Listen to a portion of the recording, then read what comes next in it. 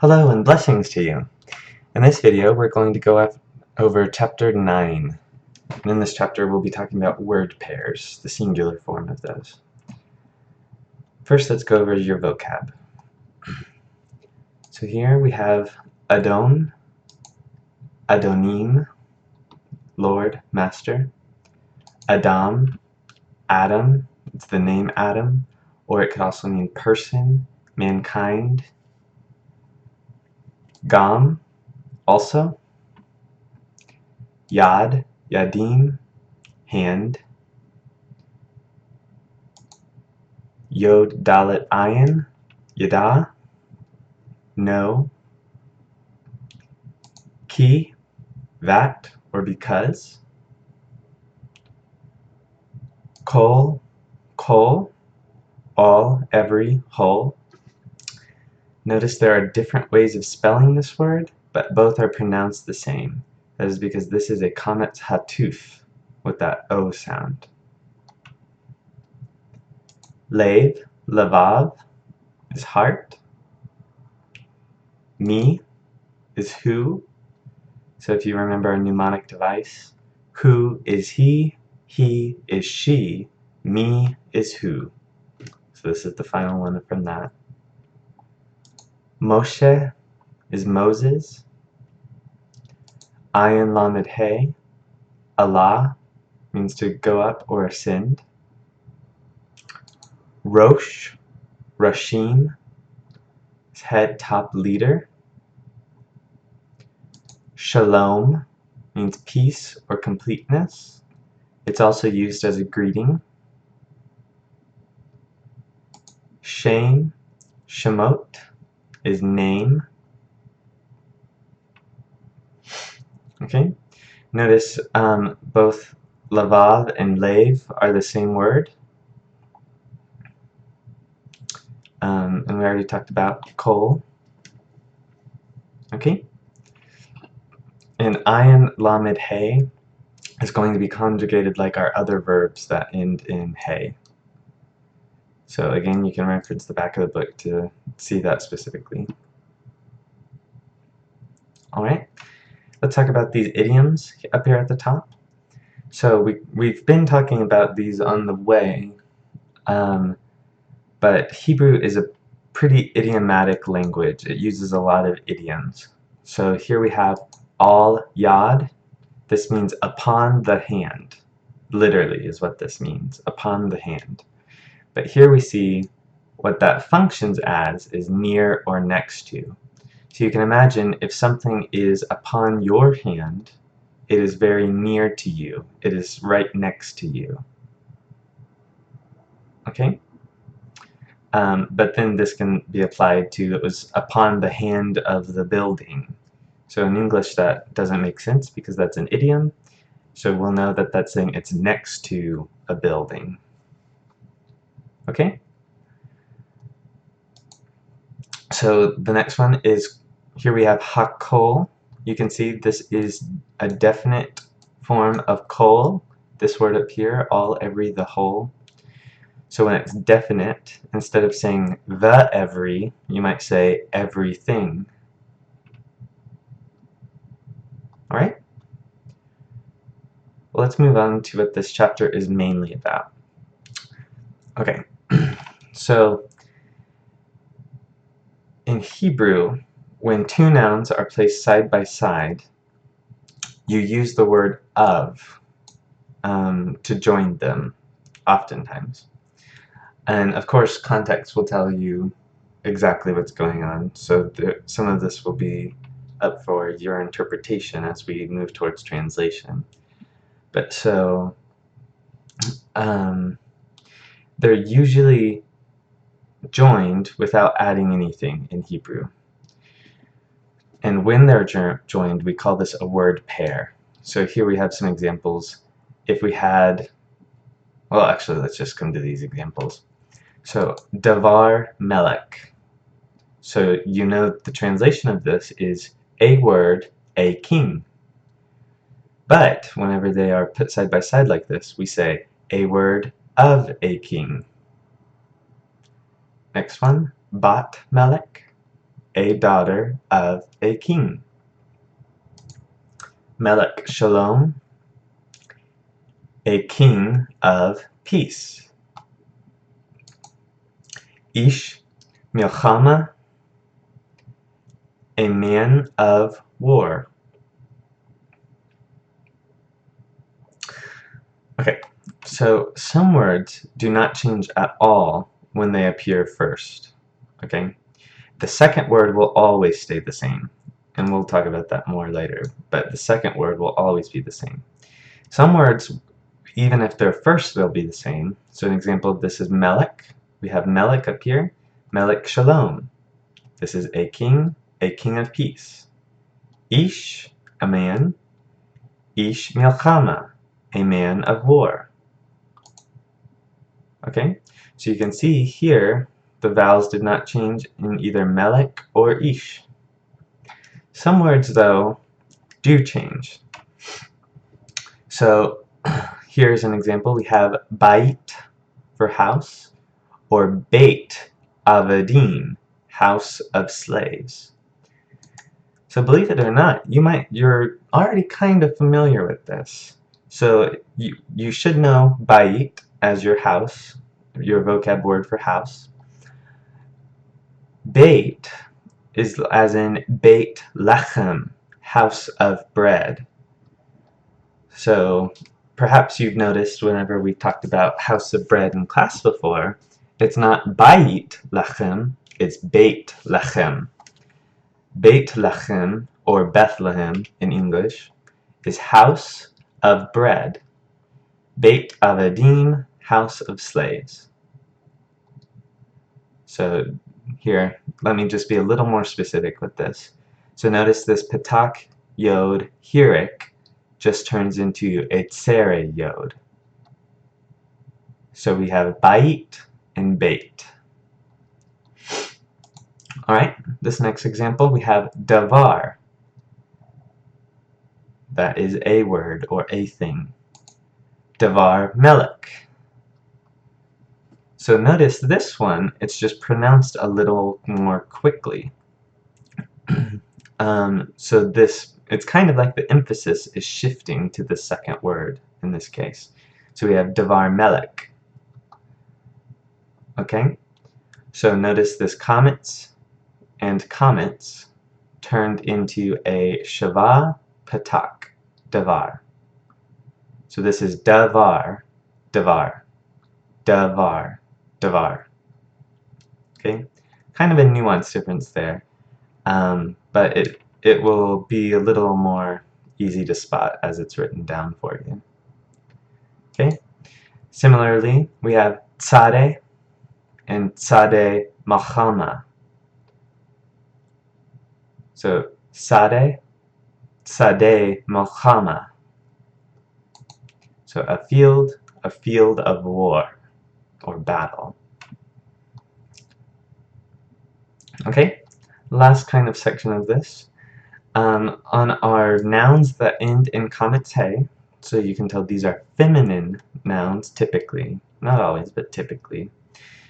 If that's the first word of one of our word pairs, the hey turns into a tav, and there might also be vowel changes. So here we have behema, behamat, or sorry, behema, behamat sade. So a beast of the field, or a field actually. Mishpacha, a family. Mishpachat achim, a family of brothers. So again, notice this comets hey turns into patak tav. Isha, a woman or wife. Eshet ish, a wife of a man, or even a wife of a husband. Okay, just some emphasis here. That last word of the word pair will always be the same. Okay, now for the most part, you won't be writing these, you'll be reading these. So maybe here and there we'll be writing them sometimes just in order to better understand what is going on. okay? But when you're reading out of the biblical text, the more important thing is to be able to understand that when two nouns are side by side, you can put them together in a word pair and make a phrase such as this: a beast of a field. For those of you that have taken Greek, this is kind of like what happens in Greek with the genitive tense, okay? Obviously in Hebrew there's nothing like the genitive, so okay. Well, if you have any questions about this, definitely write it down, reach out to me, ask it in class, whatever you gotta do. Okay, well, so moving on.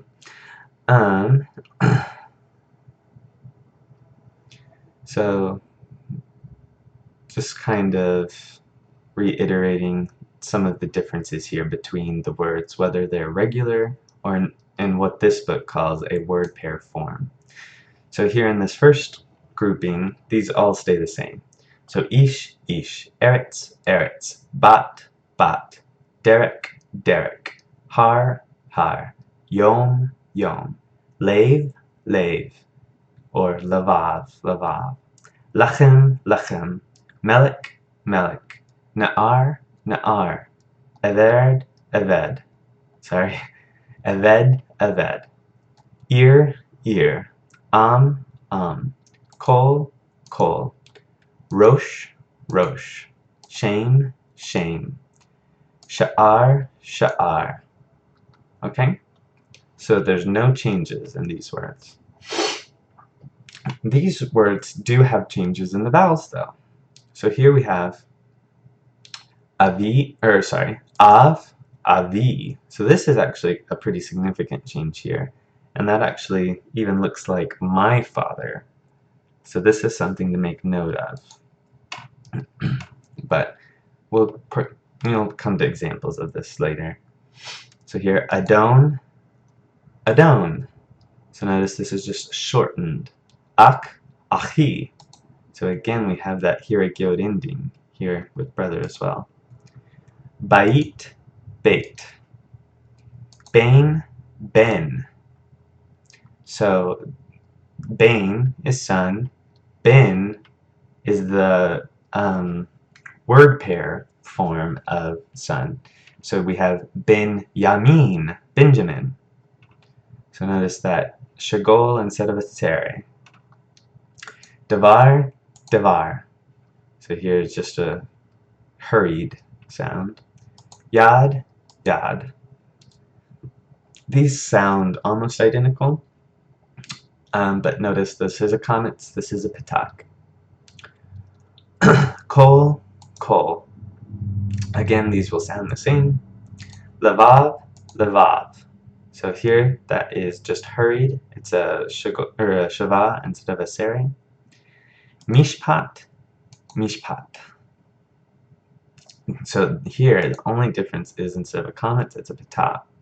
So notice most of these, when they are the word pair form, they are going to just have shortened vowels.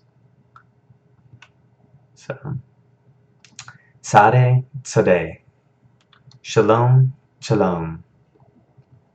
Okay, now some, remember, have that kametz hey turning into a tav. So here we have isha, eshet, behema, behemat, mishpacha, mishpachat.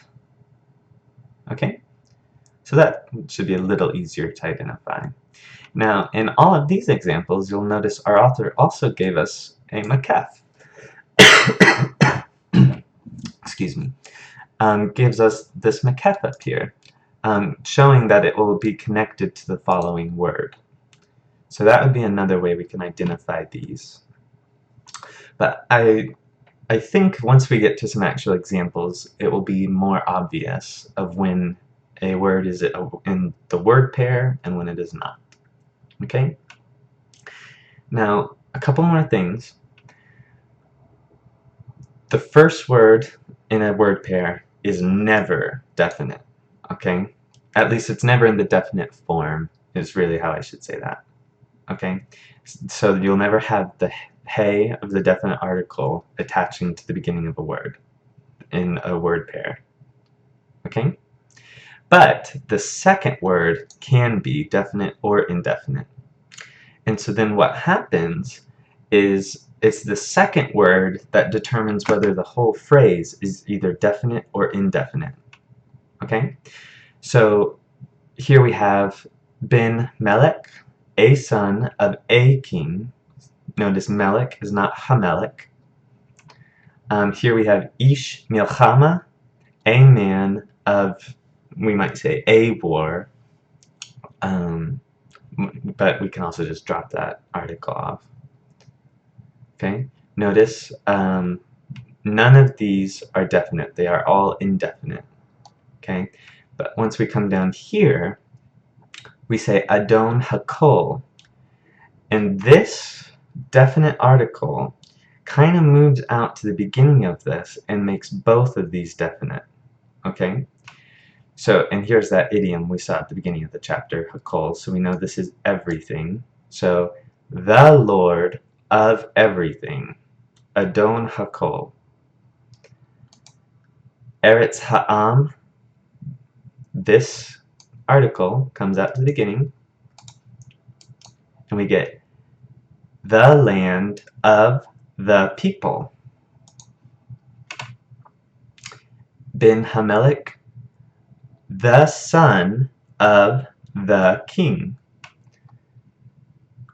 Okay, so this definite article, this hey, comes out and makes the whole phrase definite. Both nouns become definite. Okay, now remember, some things are definite by nature. Some nouns are definite already. So here are the examples: Abraham, Egypt, and David. Eshet Avraham, the wife of Abraham. Melech Mitzrayim, the king of Egypt. Bat David, the daughter of David. So even though we don't put the in front of Abraham, that doesn't make sense in English, we do recognize it's definite, and that definite still carries over. Okay? Still carries over. Alrighty. Here's another idiom that comes out of a word pair. So we might have Derek Yerushalayim, the road of Jerusalem. But if we have Derek Yerushalayim, it would mean on the road to Jerusalem. And it could be any place like that. Okay, so Derek Moav, Derek Mitzrayim, Derek Yehuda. All of those might mean on the road to whatever that place is. So, quick example of that. Hu halak b'derek Moab. He walked on the road to Moab. Okay? So, word pairs can be used anywhere a noun is used. Okay? So, word pairs can be the subject, they can be objects, they can be all sorts of things. Okay?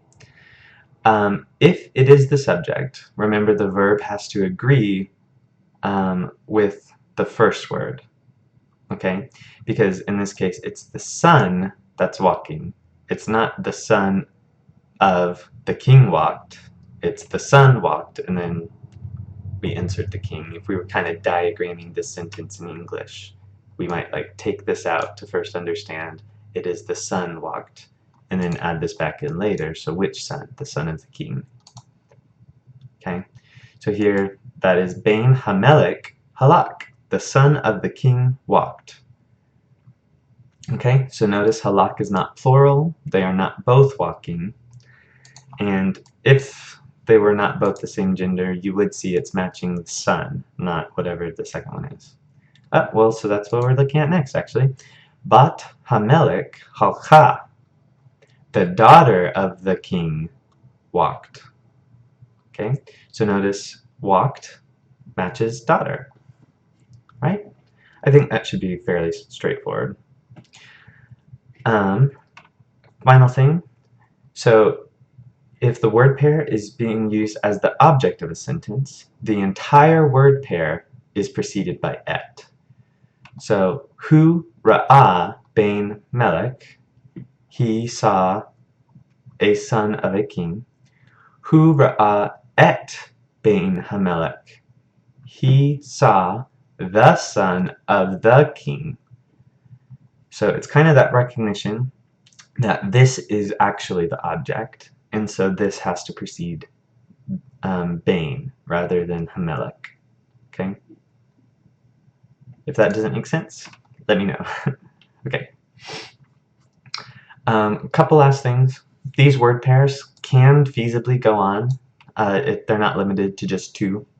So you could have Devar Ishet Melech, a word of the wife of a king. And then it just shows you can make the whole phrase definite. Devar Ishet Hamelech makes everything definite. The word of the wife of the king. Okay, and then even further, Devar Ishet Melech Moav, the word of the wife of the king of Moab.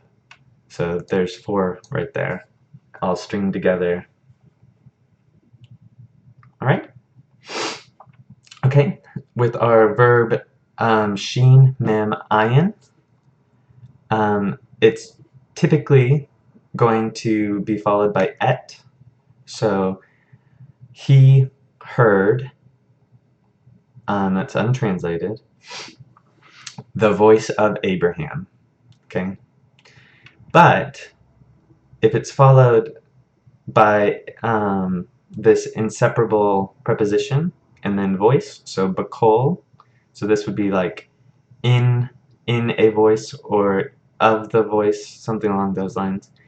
It could actually mean something a little more substantial, like listen to. Here's some kind of old language, hearken to the voice of.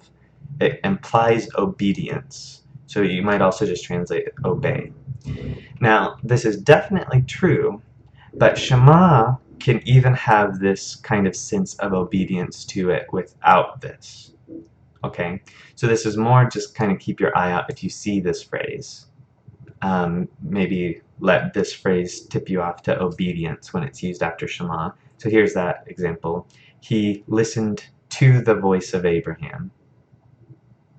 Okay, now you might notice there is no article here, right? So where did I get to the voice of Abraham? Well, it's because this is a word pair, voice of Abraham, and Abraham supplies the definiteness, right? So listened to the voice of Abraham. All right? Well, that's it for this chapter. Blessings to you, and I hope you are doing well. See you.